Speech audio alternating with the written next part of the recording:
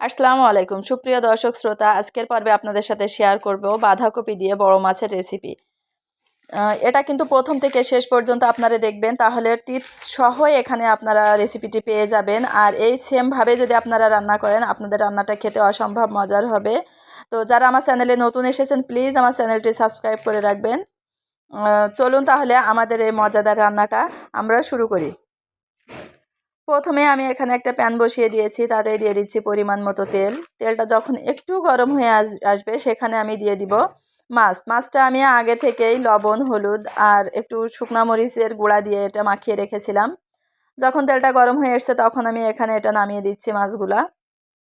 তো সবগুলো মাছ নামানো হয়ে গেলে আমি বেশ এক পাশ যখন সুন্দরভাবে ভাজি হয়ে যাবে, আমি ওইভাবে উল্টিয়ে পাল্টিয়ে এটা সুন্দর করে সবগুলো মাছই ভাজি করে নিব। তো দেখতে পাচ্ছেন আমার সবগুলো মাছ ভাজি করা হয়ে গেছে। এখন আমি মাছগুলো উঠিয়ে নিচ্ছি। তো আমার সবগুলো মাছ এখানে উঠানো হয়ে গেছে। সেম প্যানে দিয়ে দিচ্ছি আমি আরও একটু তেল। সেখানে তেলটা যখন একটু গরম হয়ে এসছে, তখন দিয়ে দিয়েছি তিনটা বড় সাইজের পেঁয়াজ কেটে এখানে আমি দিয়েছি কুচি করে। এটা ততক্ষণ পর্যন্ত নাড়াচাড়া করব যতক্ষণ পর্যন্ত পেঁয়াজের কাঁচা গন্ধটা না চলে যাচ্ছে। তো দেখতেই পাচ্ছেন এটা কিন্তু অনেকটা সফট হয়ে এসছে। ঠিক এই পর্যায়ে আমি দিয়ে দিচ্ছি এখানে সরিষা বাটা, জিরা বাটা আর হচ্ছে রসুন আর কাঁচামরিচ, এই সবগুলো একসাথে পাটায় পিষে আমি এখানে দিয়ে দিচ্ছি। আপনারা চাইলে এখানে ব্লেন্ডার করে নিতে পারেন। আর আপনারা যারা সরিষা খেতে চান না, এটা স্কিপ করতে পারেন। তাও সরিষা দিলে ঝোলটা অনেক ঘন হয়, খেতেও ভালো লাগে। তো চেষ্টা করবেন দিতে। এটা কিছুক্ষণ নাড়াচাড়া করার পরে এখানে আমি দিয়ে দিচ্ছি স্বাদ মতো লবণ, দিয়ে দিচ্ছি হলুদের গুঁড়া। আপনারা যারা শুকনা মরিচ খান, ঠিক এই পর্যায়ে দিয়ে দিবেন শুকনা মরিচটাও, শুকনা মরিচের গুঁড়া। তো সবজিতে সবসময় কাঁচামরিচ দিলে আমার মনে হয় বেশি পার্সোনালি খুব ভালো লাগে, এই জন্য আমি কাঁচামরিচ দিয়ে করি। আর আমি সবসময় বলি যে আমি কাঁচামরিচে সবসময়ই খাই, কিন্তু সবজিতে সবসময়ই কাঁচামরিচ খাই, এই জন্য কাঁচামরিচ দিয়ে রান্না করি।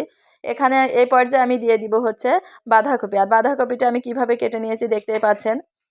তো আস্তে আস্তে সবগুলো আমি এখানে নামিয়ে নিয়েছি। এটা এখন আমি আলতো হাতে একটু নাড়াচাড়া করে মশলার সাথে সুন্দরভাবে মেখে নিব।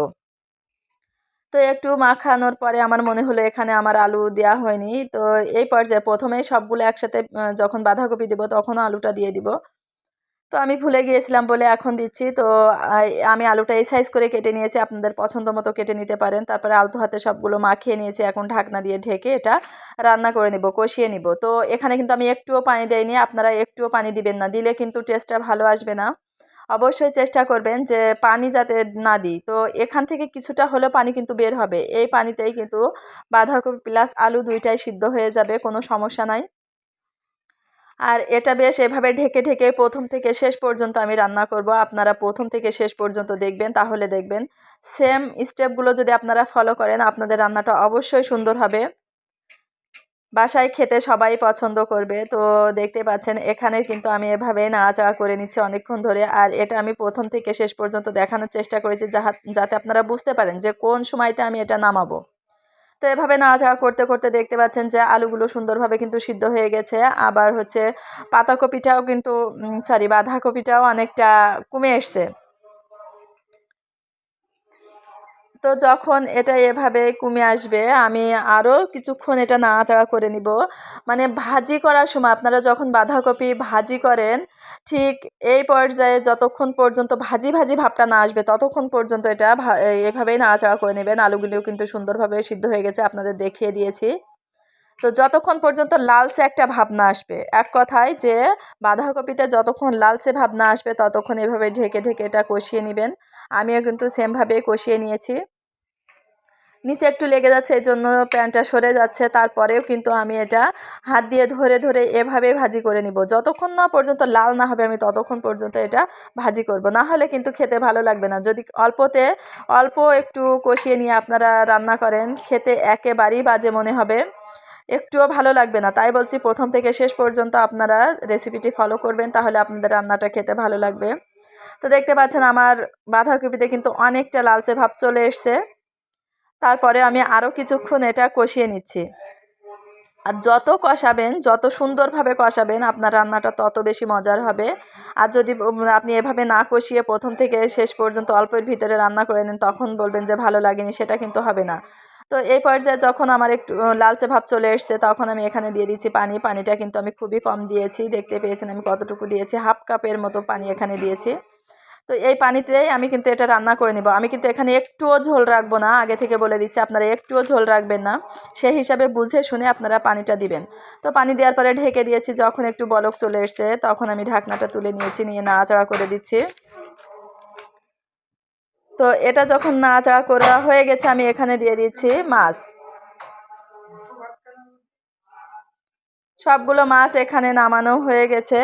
এখন আমি মাছটা দেওয়ার পরে আবারও ঢেকে দিব, যাতে করে মাছের সুন্দর একটা ফ্লেভার তরকারির ভিতরে চলে যায়। তো অফ ক্যামেরায় এখানে আমি দিয়েছিলাম একটা সাদা এলাচ আর 2-3টে টুকরা, ছোট 2-3 টুকরা ডালচিনি। এটা বেটে পিষে তখন আমি এখানে দিয়ে দিয়েছিলাম। তো আপনারা চেষ্টা করবেন সাদা এলাচটা কম দেওয়ার জন্য, একটা দিবেন, না হলে মোটাও দিবেন না, তাতে কোনো সমস্যা না। কিন্তু যে কাঠ মশলা বলেন বা ডালচিনি বলেন সেটা অবশ্যই বেটে দিবেন, তাহলে কিন্তু সুন্দর একটা ফ্লেভার এখানে পাবেন। তো আমি এটা দেওয়ার পরে আবারও ঢেকে দিচ্ছি, দেওয়ার পরে এভাবে আমি ঢেকে ঢেকে রান্না করব যতক্ষণ না পর্যন্ত পানিটা সম্পূর্ণভাবে কমে আসছে। আমি আবারও বলছি, একটুও পানি রাখা যাবে না, ঝোল নিচে একটুও থাকবে না, একেবারেই মাখো মাখো ঝোল থাকবে। যে প্রত্যেকটা বাঁধাকপির গায়ে একটু মাখো মাখো মতো ঝোল আছে, সেই সময় এটা নামাবেন, তার আগে কোনোভাবেই নামানো যাবে না। তো আমি এটা রান্না করে নামিয়ে নিয়েছিলাম। তো দেখতে পাচ্ছেন এটা নামানো হয়ে গেছে। আজ এই পর্যন্ত। আল্লাহ আমাদের সবাইকে ভালো রাখুক। আল্লাহ হাফেজ।